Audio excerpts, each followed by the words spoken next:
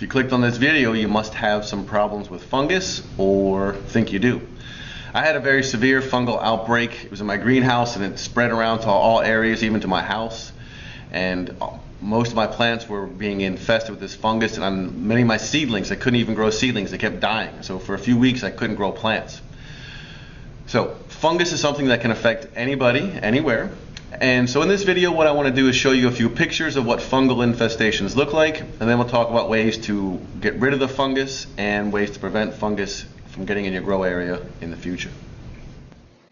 Whenever you notice that your leaves are not a nice, dark, deep green, it's time that you need to take action.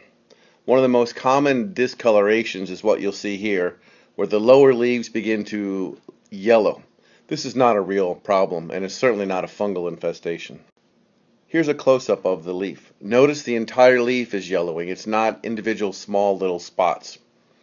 When the lower leaves are yellowing, it means you're overwatering your plants, or that this leaf is not getting enough light, or that the plants aren't getting enough nutrients, and the nutrients are being taken from this leaf and moved up to the plant. And you don't need to worry too much about an overall yellow leaf on the bottom of your plant. This is not a fungal infestation. Notice on this leaf that there are little gray spots everywhere. This is one of the signs that tells you that you have a fungal infestation.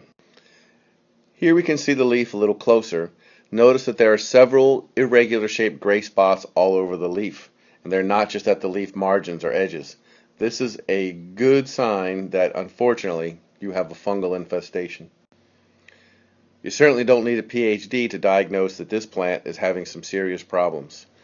Notice that now there's not small little gray dots, that the fungal infestation has spread, and now entire parts of the leaf are now brown and necrotic, meaning they're dead.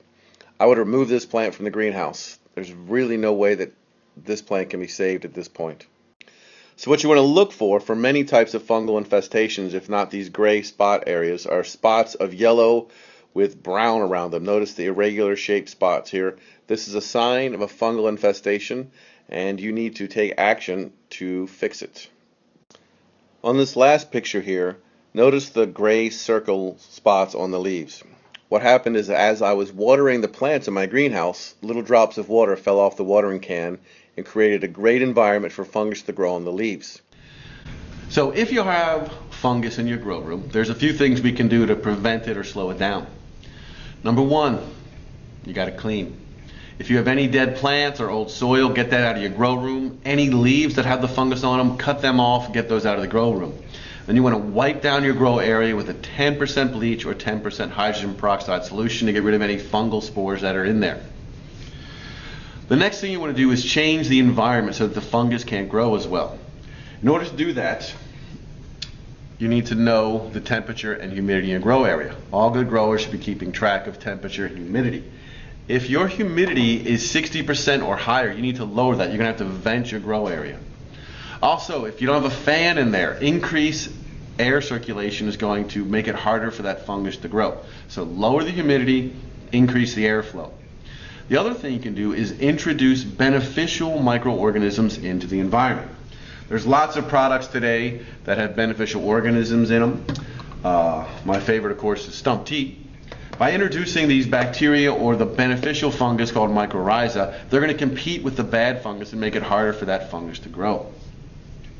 Next thing you want to do is you want to improve your plant's immune system so the plant can fight the fungus itself. A couple ways you can do that. Potassium is shown to improve plants' immune. So if you have a fertilizer that doesn't have a lot of potassium in it, look for another fertilizer that does. You want to have high amounts of potassium. Again, don't overdo it, follow directions, but make sure your fertilizer has a lot of potassium in it. That's the third number. Now, silicon has also been shown to improve plants' immunity, and I used a product called OSA 28. This has silicon in it. Now, this is expensive, but you only use a very small amount, and it's very effective, so this little bottle will go a long way. So boost your plant's immunity by giving them potassium and silicon. Last option is to use a fungicide. This is what's actually going to kill the fungus. Now the one that I used and liked a lot is called SNS 244. This is actually thyme oil.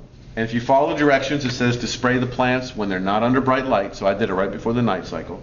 Spray the tops, and then of course make sure you spray the bottom of the leaves as well, because the fungus could be in the top or the bottom. Another fungicide is called Eagle 20EW. Now this is a systemic fungicide, so you're going to water your plants with this, and it's going to be absorbed by the plants, and every cell in the plant will have this in it. It says on the directions here not to use this within a month of eating certain plants, and I've talked to some growers that won't use this at all because it's in the plant. You don't know if it's still in there even after a month. But if you're growing plants like orchids or things you're not going to consume, you might want to start off using a systemic fungicide. This really does the trick, but it's usually not recommended, these things, for plants you're going to consume. If you finished your growth cycle and you're still concerned about fungus in the area, maybe you've had some problems with fungus in your seedlings. A few things to do with seedlings is you want to germinate them in a soilless mixture. A lot of times the fungal spores are in the soil. You could try using a starter plug. These are sterile when you get them. And of course, vermiculite is sterile as well. So if you're having problems with fungus in your seedlings, try germinating your seedlings in the starter plugs or vermiculite so that that fungus that might be in the soil can't get on your seedlings. So, increase airflow, decrease humidity, introduce beneficial microorganisms, use a fungicide if you need to, and of course start your seedlings with a soilless mix if you've having problems with fungus in your soil. I hope this helps, and if you have any questions, please send me an email at askthedoctor@htgsupply.com. Good job.